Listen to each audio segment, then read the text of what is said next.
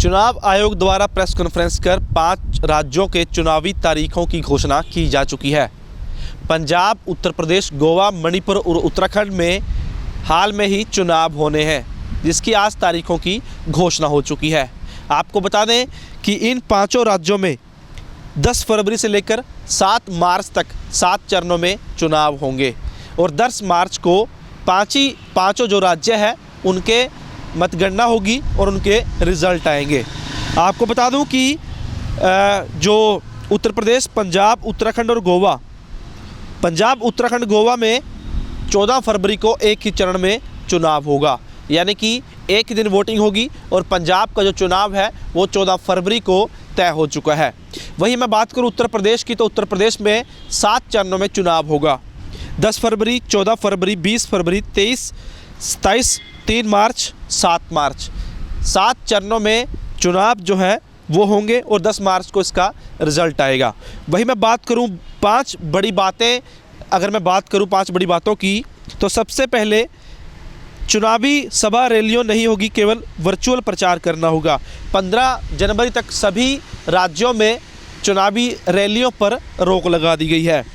Corona संक्रमित मरीज भी वोट डाल सकेंगे। मरीजों को पोस्टल बैलेट की सुविधा दी जाएगी, यानी कि घर से ही जो कोविड के जो मरीज हैं वो अपने घरों से ही इस चुनाव में वोट कर सकेंगे। वही अगर तीसरी बड़ी बात मैं आपको बताऊं कि 16% पोलिंग बूथ जो है वो बढ़ाए गए हैं। करीब 2 लाख से ज़्यादा पोलिंग स्टेशन भी नए बने हैं। पहले हर बूथ पर 1500 के करीब वोट होती थी, अब 1200 संख्या जो है वो निर्धारित की गई है, यानी कि एक बूथ पर 1200 वोटर जो है वो ही मतदान कर सकेंगे। इसके अलावा अगर मैं चुनावी खर्चे की बात करूं तो जो बड़े राज्य हैं पंजाब, उत्तर प्रदेश, उत्तराखंड, इन राज्यों में जो खर्च है वो 40 लाख रुपए तय किया गया है। वहीं ये मणिपुर, गोवा में चुनावी खर्च 28 लाख रुपए निर्धारित हुआ है। अगर मैं बात करूं क्या कुछ गाइडलाइंस इसमें जारी हुई है, सबसे पहले सभी कार्यक्रमों की वीडियोग्राफी करवाई जाएगी। सभी दलों को अपने आपराधिक उम्मीदवारों का आपराधिक जो रिकॉर्ड है वो बताना होगा, उसकी घोषणा करनी होगी। उम्मीदवार को भी बताना होगा कि उसके ऊपर कितने मामले दर्ज हैं। इसके अलावा मैं आपको बताना चाहूँगा उत्तर प्रदेश में फ़िलहाल भाजपा की सरकार है, उत्तराखंड में भी भाजपा की सरकार है, पंजाब ने पिछले चुनाव में कांग्रेस को मौका दिया था, और इसके अलावा अगर मैं बात करूँ मणिपुर और गोवा में भाजपा की सीटें कांग्रेस से कम आई थी, लेकिन इसके बावजूद भाजपा वहाँ पर सरकार बनाने में कामयाब हुई थी। इसके अलावा मैं आपको बताना चाहूँगा कि चुनाव आयोग ने इस बार काफ़ी सख्ती दिखा रही है चुनाव आयोग ने, और क्या कुछ नई बातें जो है वो भी मैं आपको बताना चाहूँगा। यूपी में 29% ऐसे मतदाता हैं जो पहली बार मतदान करेंगे। वही चुनाव में धांधली को रोकने के लिए एक ऐप बनाया है। ऐप के जरिए उम्मीदवार ऑनलाइन नामांकन भी कर सकते हैं। इस ऐप का नाम है CIVIGIL, CIVIGIL। इस ऐप के जरिए भी कोई भी शिकायत जो है वो की जा सकती है।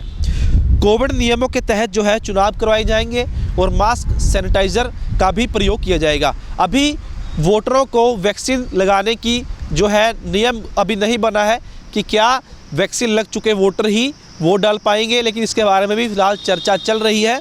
हो सकता है आने वाले समय में इस पर कोई फैसला हो सके। वही 15 जनवरी तक किसी भी रोड शो, रैली, पदयात्रा सभी पर रोक लगाई जा चुकी है। वहीं चुनाव आयोग ने कहा है कि कोरोना को ध्यान में रखते हुए चुनाव आयोग ने फैसला किया है कि उम्मीदवार चुनाव में ऑनलाइन रजिस्ट्रेशन भी कर सकते हैं, यानी अपने घर बैठे भी बिना जुलूस के और बिना दफ्तर में आए ऑनलाइन रजिस्ट्रेशन भी अपना नामांकन दर्ज करवा सकते हैं। वहीं आपको बताना चाहूँगा कि चुनाव आयोग ने कहा है कि कोई भी पार्टी के जो उम्मीदवार हैं अगर आपराधिक मामले उनके ऊपर है तो उनके पार्टी के होम पेज पर इसकी जानकारी देनी होगी। एक बूथ पर 1250 से ज़्यादा मतदाता जो है वो मतदान नहीं कर पाएंगे। इसके अलावा इस बार 29% नए वोटर वोटिंग करेंगे और 690 निर्वाचन क्षेत्र है, जिसमें 1620 मतदान केंद्र बनाए गए हैं। 5 राज्यों की मैं बात कर रहा हूं। इन 5 राज्यों में चुनाव जो है वो होंगे उत्तर प्रदेश में 7 चरणों में, मणिपुर में 2 चरणों में और पंजाब, उत्तराखंड, गोवा में 1-1 चरण में मतदान होगा। और 10 मार्च को इस चुनाव के नतीजे आएंगे। तो बड़ी खबर निकलकर सामने यही आई है कि 10 फरवरी से बिगुल बज जाएगा। 10 फरवरी से लेकर 7 मार्च तक 7 चरणों में चुनाव के लिए वोटिंग होगी और मतदान होगा, और उसके बाद 10 मार्च को पता चलेगा कि इन 5 राज्यों में कौन बाजी मारता है। तो फिलहाल कहीं ना कहीं एक बड़ी राहत भी उन मरीजों को भी दी है कि कोई भी कोविड मरीज अपने घर से भी पोस्टल बैलेट से जो है वो वोटिंग कर सकता है। तो कहीं ना कहीं चुनाव आयोग इस बार सख्त नज़र आ रहा है और इन 5 राज्यों में फ़िलहाल अगले महीने से वोटिंग शुरू हो जाएगी। तो कहीं ना कहीं अब चुनावी पारा भी चढ़ना तय है। लेकिन कोविड के टाइम में मतदान कैसे होगा, सुरक्षा नियम कैसे होंगे, हालांकि चुनाव आयोग ने प्रेस कॉन्फ्रेंस में कहा कि जो भी चुनाव कोरोना नियमों का की उल्लंघना करेगा उस पर बड़ी ही सख्ती से निपटा जाएगा और उस पर जो कार्रवाई जो है वो भी सख्ती से की जाएगी। लेकिन आने वाले समय ही बताएगा कि चुनाव कैसे होते हैं और इन चुनावों का क्या असर पड़ता है, क्या कोविड बढ़ता है, क्योंकि कोर्ट ने भी यही कहा था कि चुनाव जो है अगर हो सकता है तो उनको टाला भी जा सकता है। तो फिलहाल बड़ी खबर मैंने आपको दी कि 10 फरवरी से 5 राज्यों में चुनाव होंगे और पंजाब का जो चुनाव है वो 14 फरवरी को एक ही दिन होगा। यूपी का चुनाव 7 चरणों में होगा और रिजल्ट जो है वो 10 मार्च को होगा। तभी पता लगेगा इन 5 राज्यों का किंग कौन बनेगा।